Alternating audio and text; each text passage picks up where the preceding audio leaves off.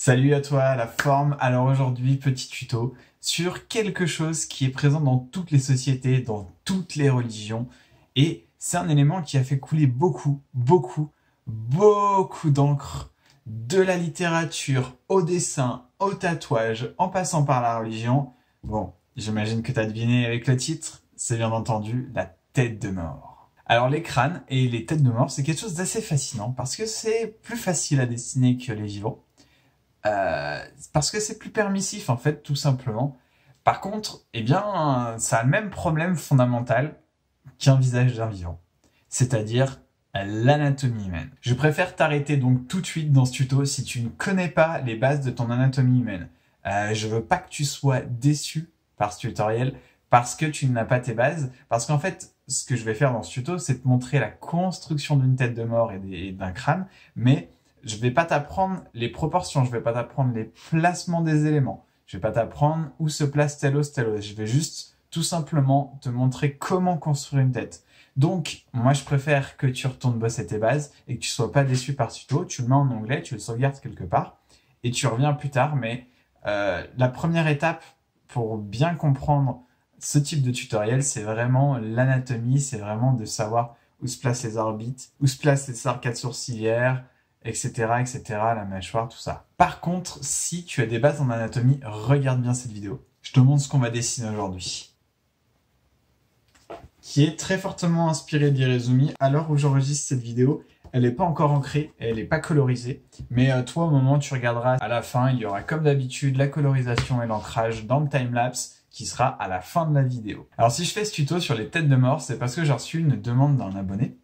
Et je sais que c'est quelque chose qui est quand même assez compliqué pour beaucoup de gens de faire des têtes de mort à cause des placements, mais en plus parce que, eh bien, il y a plein de techniques différentes de le faire, tout simplement. Ça rend la chose encore plus compliquée. Donc aujourd'hui, je vais te montrer comment moi je le fais dans ce petit tuto. Allez, c'est parti. Alors la première étape, c'est de tracer un rond légèrement ovale dans la largeur.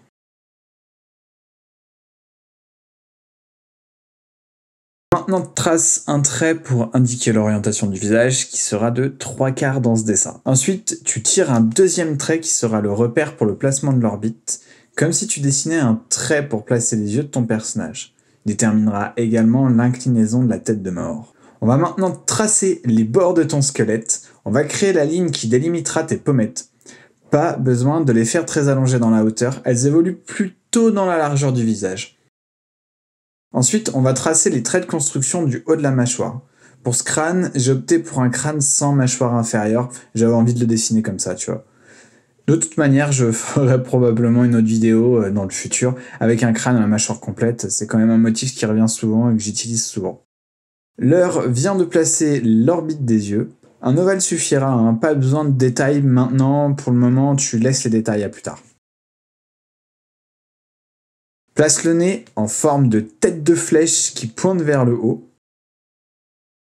Ensuite, place les dents, tu peux au choix faire toute la rangée ou les faire éparses pour donner l'impression que la tête de mort s'est fait un peu exploser la tronche. Ce que j'aime bien faire, c'est de les faire de différentes tailles, ça donne un côté plus organique à la tête de mort.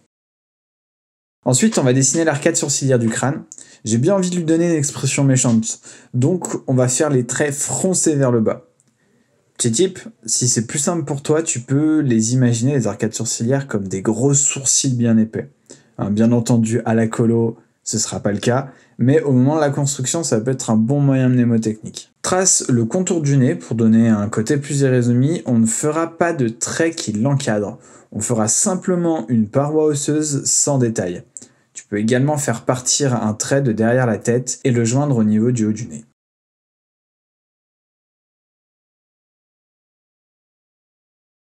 On va maintenant tracer le contour du visage plus en détail, et notamment les pommettes. Alors pour ce faire, tu vas ajouter un trait en dessous de l'orbite de l'œil, et tu vas le tirer jusqu'au bord gauche du visage. On va rajouter en plus un rebond pour signifier la pommette sur l'extérieur du visage. Continue ensuite de faire revenir la pommette en faisant les détails tout le long. Petit tip, si tu veux donner un côté plus organique à tes os, ne les fais pas complètement droits, mais légèrement tremblants. Comme si tu avais un peu, tu vois, ça fait un peu des petites vagues là.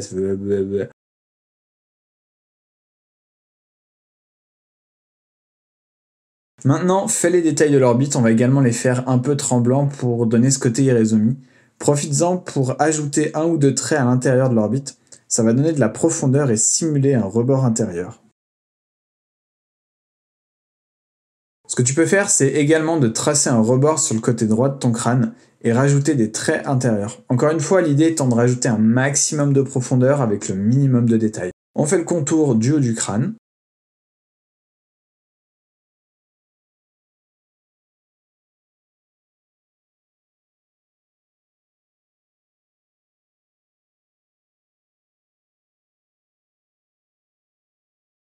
On fait les détails des dents, avec des rebords pointus entre les dents pour simuler l'os attaqué par le temps, ou bien des mini-balafres, comme tu souhaites.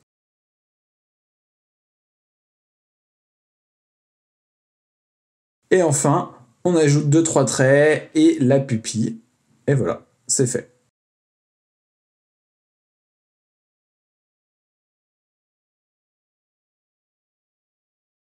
Donc voilà, c'est fini pour ce tuto. J'espère que tu as apprécié d'apprendre à dessiner une tête de mort.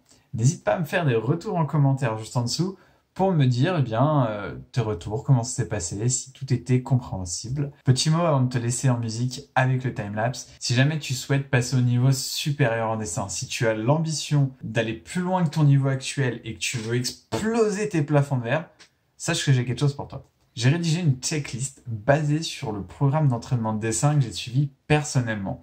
Dans cette checklist, tu trouveras toutes les bases que tu dois couvrir. Elles sont rangées par catégorie et en étapes à suivre afin que tu puisses organiser ton apprentissage de façon logique et cohérente. Tu peux la télécharger gratuitement suivant le lien qui est juste en dessous, premier lien en description. Tout ce que tu as à faire, c'est de rentrer ton mail et tu la recevras rapidement. Ce que je te conseille de faire, c'est de l'imprimer. Tu l'imprimes et tu la glisses dans ton cahier, comme ça tu peux cocher les rubriques que tu as déjà travaillées. Si jamais tu te poses la question, voilà à quoi est-ce qu'elle ressemble. Elle est téléchargeable au lien juste en dessous. Allez, je te laisse. Bonne fin de vidéo. La bise, prends soin de toi.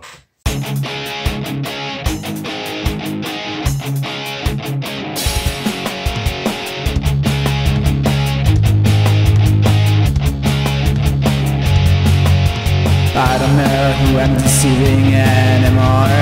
Was it me looking for something more? Or maybe the kids that I was before? Are you waiting results at the door? When I was 22 I felt alive. Now it feels like I just survived the direction I was heading to. Feels like it was never true, never true, never true.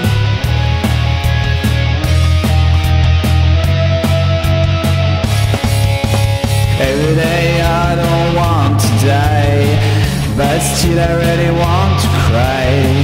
I just grow apart from my peers, recluding softly in my feels. When I was 22 I felt alive. Now it feels like I just survived the direction I was heading to.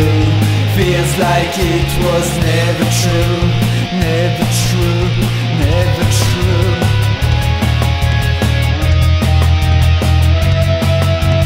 When I was 22 I felt alive. Now it feels like I just survived the direction I was heading to. Feels like it was never true, never true.